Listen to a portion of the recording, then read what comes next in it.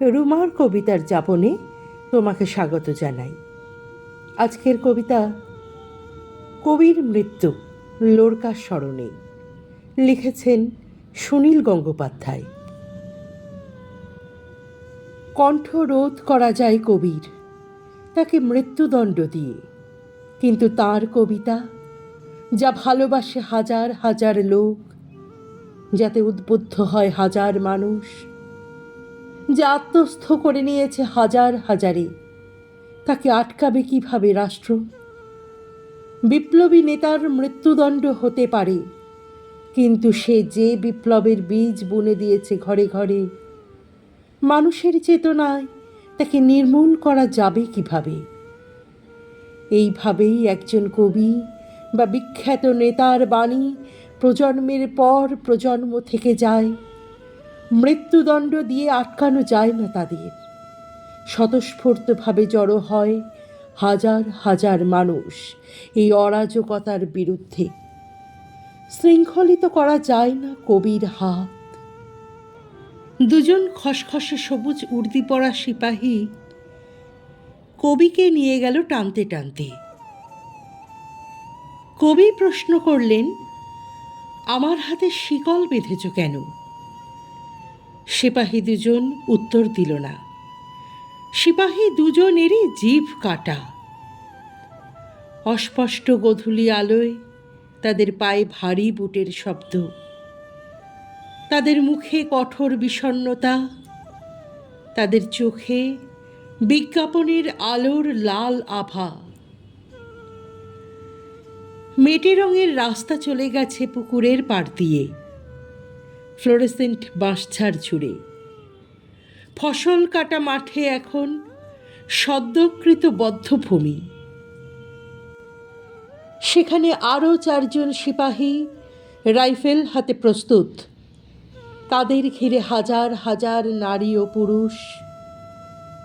কেউ এসেছে বহু দূরের অরহর ক্ষেত থেকে পায়ে হেঁটে, কেউ এসেছে পাটকলের ছুটির বাঁশি আগে বাজিয়ে, কেউ এসেছে ঘড়ির দোকানে ঝাঁপ ফেলে, কেউ এসেছে ক্যামেরায় নতুন ফিল্ম ভরে, কেউ এসেছে অন্ধের লাঠি ছুঁয়ে ছুঁয়ে।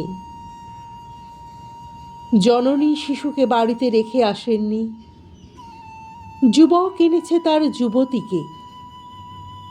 বৃদ্ধ ধরে আছে বৃদ্ধ তরের কাঁধ।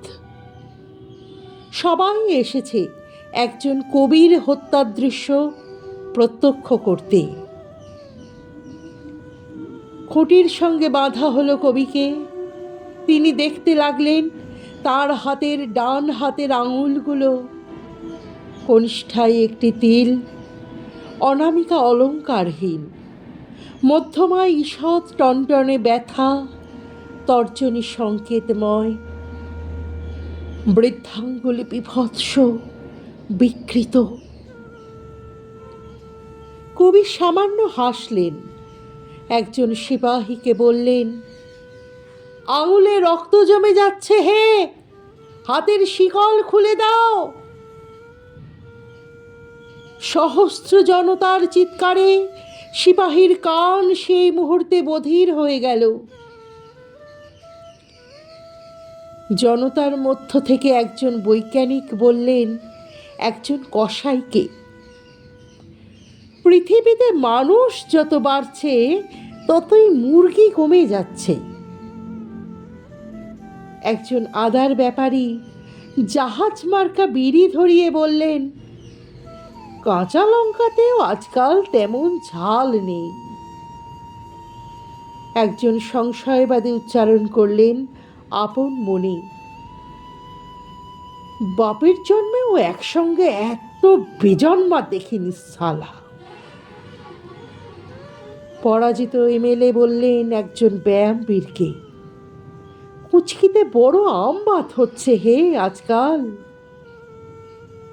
একজন ভিখিরি খুচরো পয়সা ভাঙিয়ে দেয় বাদামওয়ালাকে। একজন পকেটমারের হাত অকস্মাৎ অবশ হয়ে যায়। একজন ঘাটোয়াল বন্যার চিন্তায় আকুল হয়ে পড়ে।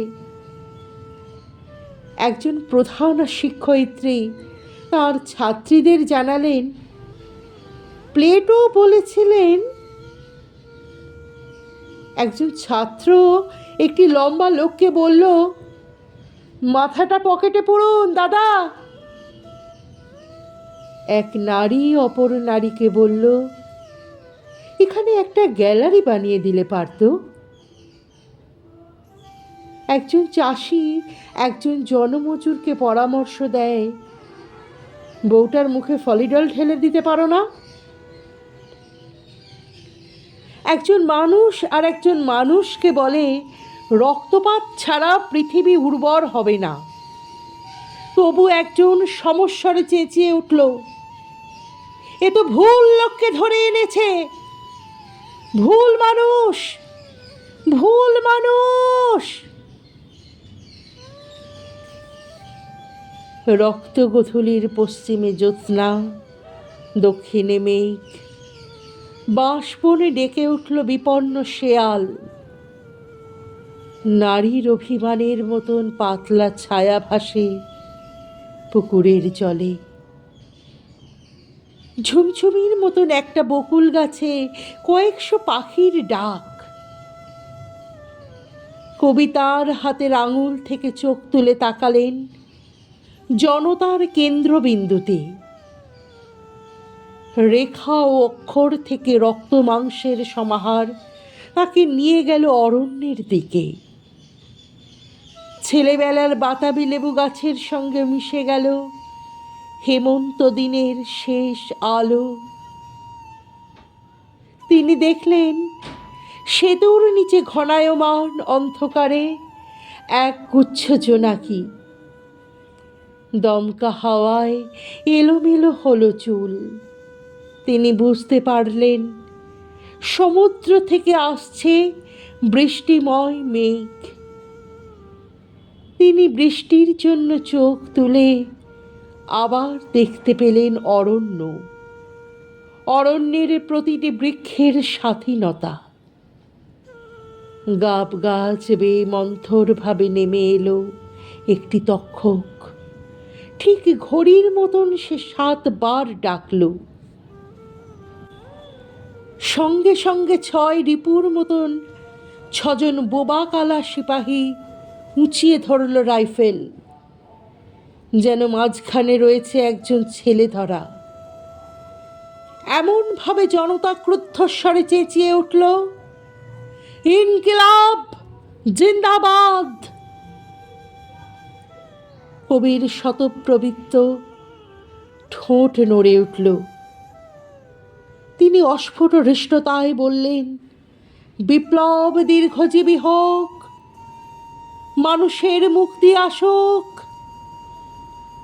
আমার শিকল খুলে দাও। কবি অত মানুষের মুখের দিকে চেয়ে খুঁজলেন একটি মানুষ, নারীদের মুখের দিকে চেয়ে খুঁজলেন একটি নারী। তিনি দুজনকেই পেয়ে গেলেন। কবি তাদের উদ্দেশ্যে মনে মনে বললেন, বিপ্লব দীর্ঘজীবী হোক, মিলিত মানুষ ও প্রত্যেক মানুষের নিজস্ব বিপ্লব।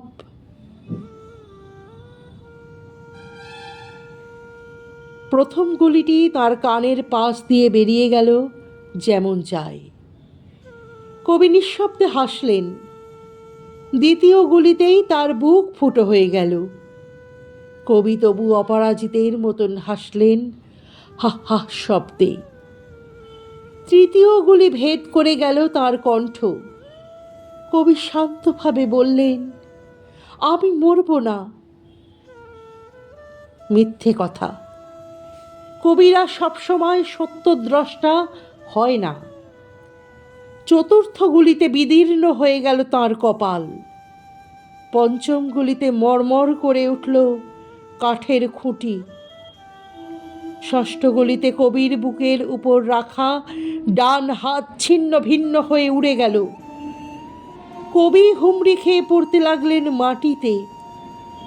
জনতা ছুটে এলো কবির রক্ত গায়ে মাখতে মাখতে। কবি কোনো উল্লাসধ্বনি বা হাহাকার কিছুই শুনতে পেলেন না।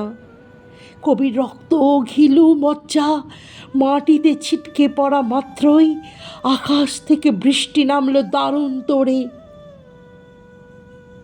শেষ নিঃশ্বাস পড়ার আগে কবির ঠোঁট একবার নড়ে উঠল কি উঠল না, সেদিকে কেউ ভ্রুক্ষেপ করেনি।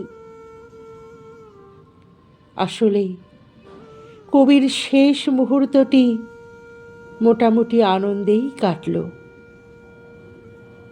মাটিতে পড়ে থাকা ছিন্ন হাতের দিকে তাকিয়েই তিনি বলতে চাইলেন, বলেছিলুম কি না, আমার হাত